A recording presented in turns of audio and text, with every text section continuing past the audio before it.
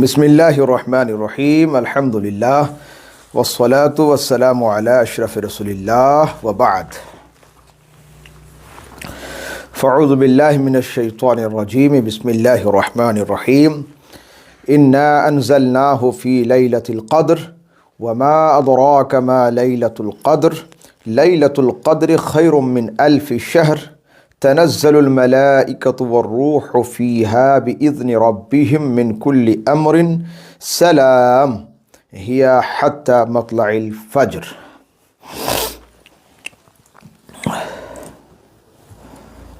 सलाम।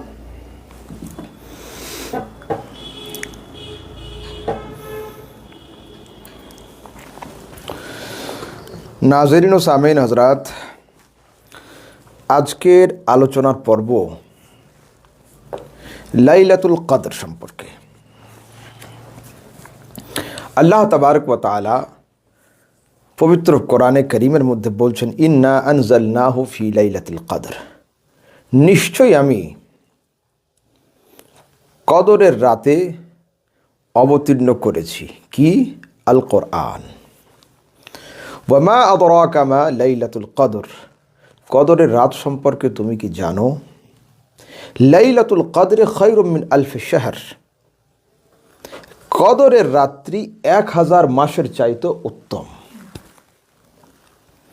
তানাজ্জালুল মালাইকাতু ওয়ার রূহু ফিহা বিইজনি রাব্বিহিম মিন কুল্লি আমর, ফেরেশতারা এবং হযরতে জিবরাইল আলাইহিস সালাম অবতীর্ণ হয় আল্লাহ পাকের বিশেষ কিছু হুকুম এবং কাজ এবং রহমত নিয়ে।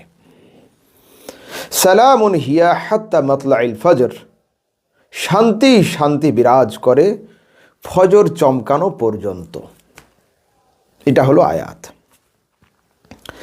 লাইলাতুল কদর সম্পর্কে রাসূল আকরাম সাল্লাল্লাহু তাআলা আলাইহি ওয়াসাল্লাম বুখারী এবং মুসলিমের হাদিসে মুত্তাফাকুন আলাইহি হাদিসে বলছেন, মান সামা রমাদানা ঈমানান ওয়া ইহতিসাবান গুফিরা লাহু মা তাকাদ্দামা মিন যামবিহি, যে ব্যক্তি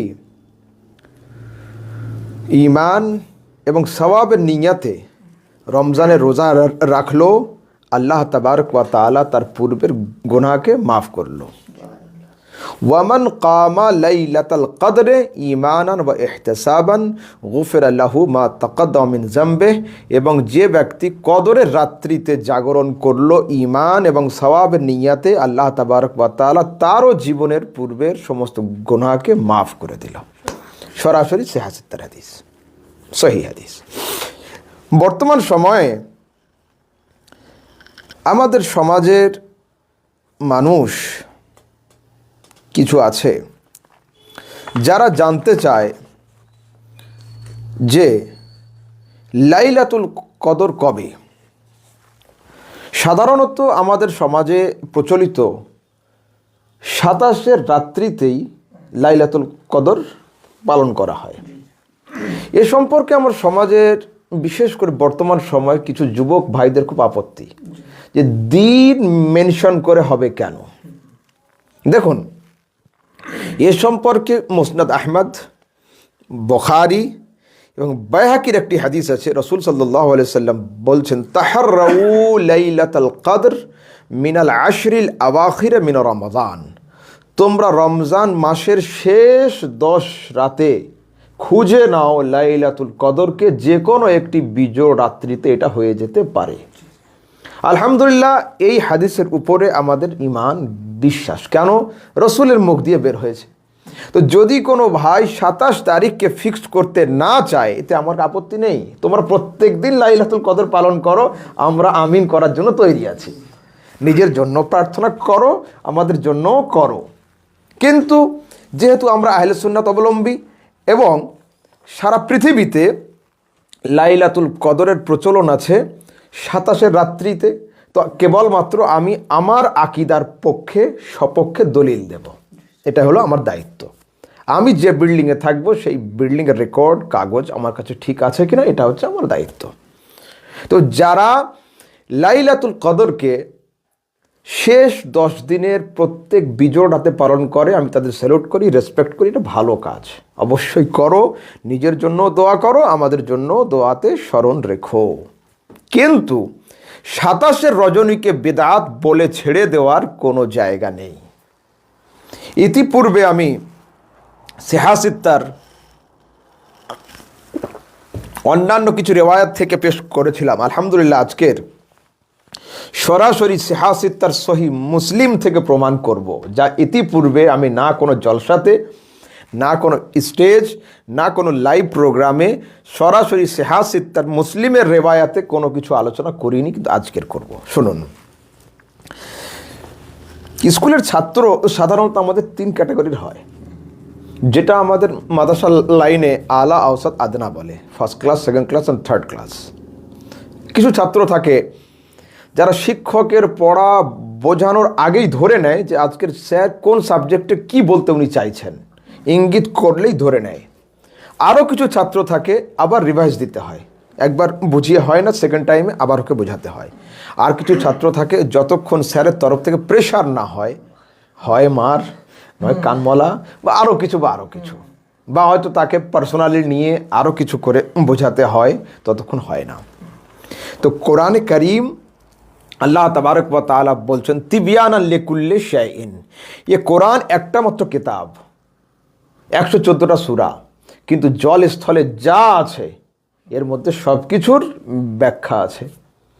ব্যাখ্যা যখন যিনি কোরআন দিয়েছেন তিনি বলছেন আছে, তো আমি আপনি নাই বলে সরে আসলে হবে না, বলতে হবে যে আমাদের চশমার পাওয়ার কম, আমরা দেখতে পাইনি, কোরআনে নেই, এটা বলা চলবে না। তো আসুন, বাড়িতে যদি আমরা কোরআনে কারীম খুলে সূরা কদরকে পড়ি, তো আমরা এতে পাবো লাইলাতুল কদর, লাইলাতুল কদর, লাইলাতুল কদর। এই সূরার মধ্যে আল্লাহ তাবারক ওয়া তাআলা লাইলাতুল কদর বাক্যটিকে 3 বার ব্যবহার করেছেন, 3 বার। প্রত্যেকবারে 9টা করে অক্ষর রেখেছেন। লাম, ইয়া, লাম, গোলতা, লাইলাতুন, আলিফ, লাম, কাফ, দাল, রা, 5 4 9। এই বাক্যের মধ্যে কটা অক্ষর আছে? 9টা। 3 9 27। তো আল্লাহ তাবারক ওয়া তাআলা লাইলাতুল কদরকে গোপনও রেখেছেন, আবার ইঙ্গিতের ভাষাতে চোখওয়ালাদের জন্য বুঝিয়েও দিয়েছেন। আকল ওয়ালোं के लिए इशारा ही काफ़ी होता है। তো আল্লাহ তাবারক ওয়া তাআলা ইশারা দিয়েছেন। এবার যদি আকলওয়ালা কেউ না থাকে আমাদের সমাজে, তো তার জন্য আবার আসুন সরাসরি সিহাসিত্তার সহি মুসলিমের হাদিস। আন উবাই ইবনে কাব, হযরত উবাই বিন কাব বলছেন, ওয়াল্লাহি, খোদার কসম করে বলি, ইন্নী লা আ'লামু আইয়া লাইলাতিন হিয়াল লাইলা, খোদার কসম করে বলি আমি জানি সেই রাতটা কোন রাত। আল্লাহু আকবার। হযরত উবাই বিন কাব বলছেন কসম খেয়ে যে আমি আল্লাহর নামের শপথ করে বলছি সেই রাতটা আমি জানি। কোন রাত সম্পর্কে? তো যে হিয়াল লাইলাতিল্লাতি আমারানা রাসূলুল্লাহ সাল্লাল্লাহু আলাইহি ওয়াসাল্লামা বিকিয়ামিহা, যে রাত্রিতে জাগরণ করে রসুল নামাজের কথা বলেছিলেন, খোদার কসম আমি সেই রাত জানি। কোন রাত? তা হচ্ছে হিয়া লাইলাতু সাবিন ওয়া ইশরিন, সেটা হলো 27 রজনী। সরাসরি সহি মুসলিমের হাদিস। দুনিয়াতে মশরিক থেকে মাগরিব পর্যন্ত, উত্তর থেকে দক্ষিণ পর্যন্ত, পূব থেকে পশ্চিম পর্যন্ত মুসলিমের রেওয়ায়াতকে ইনকার করার মতো কেউ নেই। এবার আসুন এ সম্পর্কে মুসনাদ আহমদ বিন হাম্বল, বুখারীর ওস্তাদের কিতাব, ঠিক আছে? মুসনাদ আহমদ বিন হাম্বল, বুখারীতে কেবলমাত্র 7,500 মতো হাদিস, আর মুসনাদ আহমদ বিন হাম্বলে 27,000-এর বেশি হাদিস রয়েছে।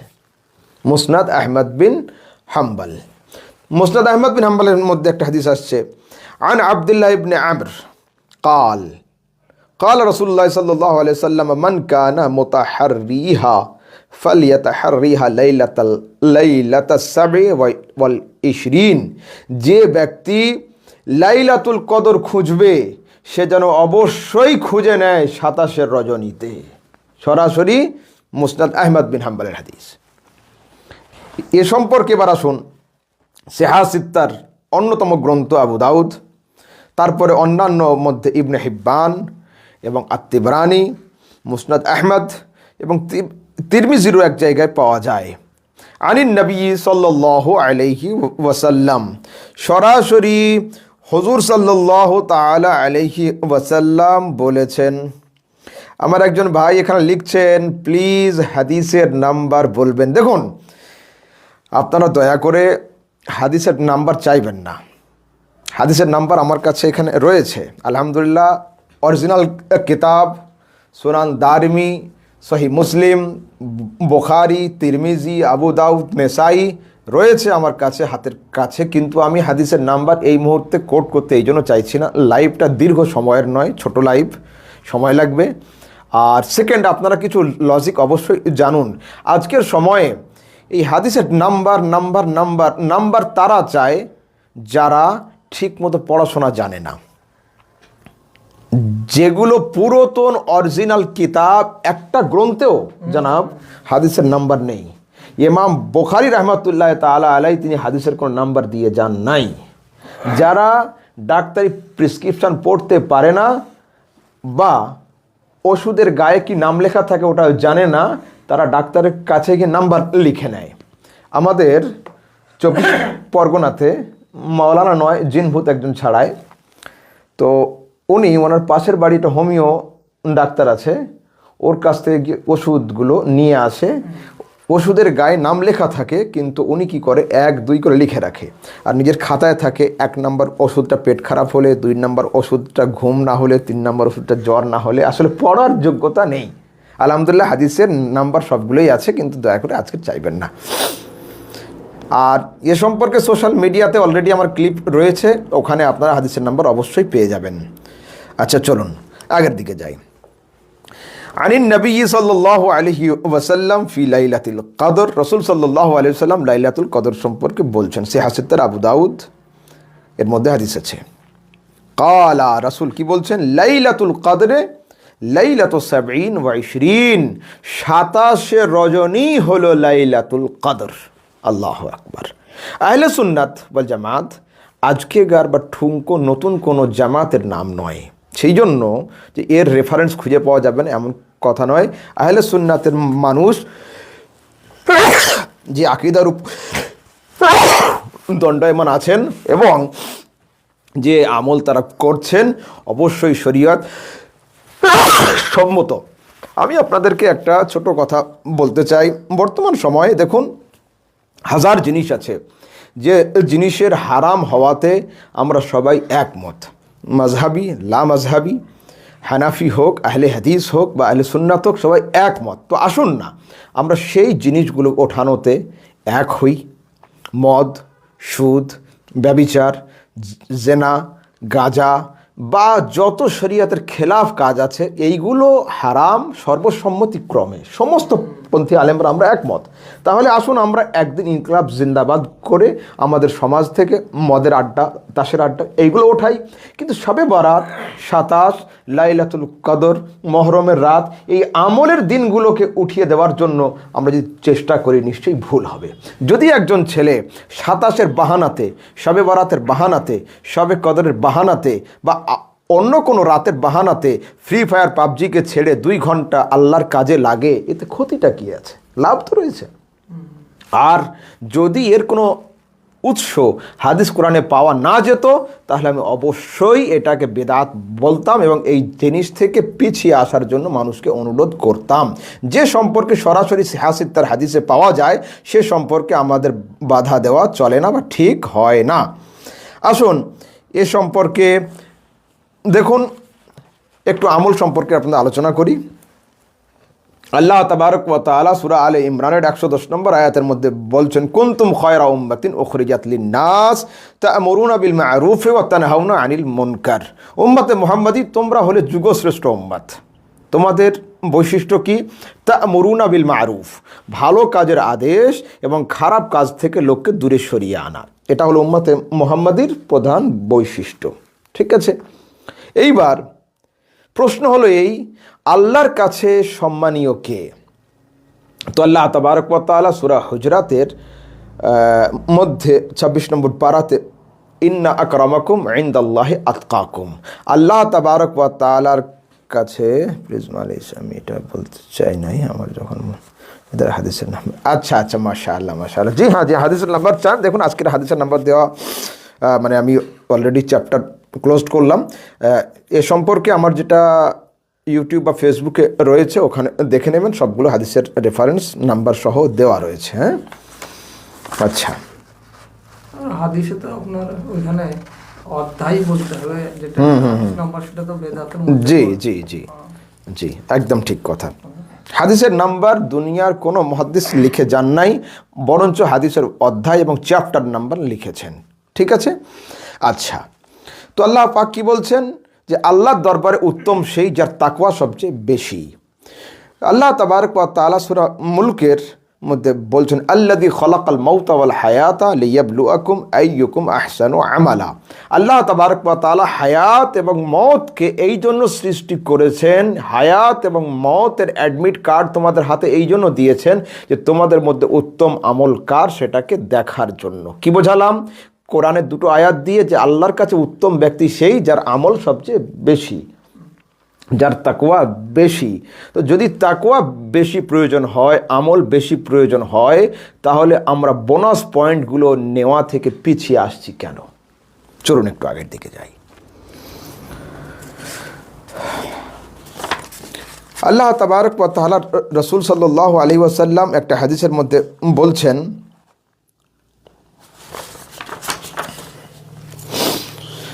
عن رسول الله صلى الله عليه وسلم قال الجنة حرمت على الأنبياء حتى أدخلها وحرمت على الأمم حتى تدخلها أمتي।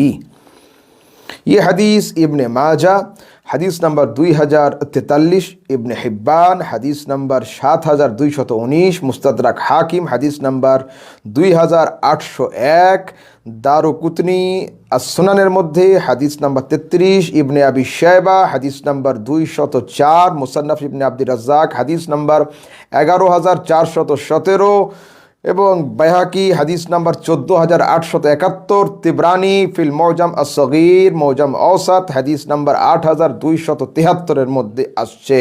মুসনাদ শামিনের মধ্যে আছে হাদিস নাম্বার 1090।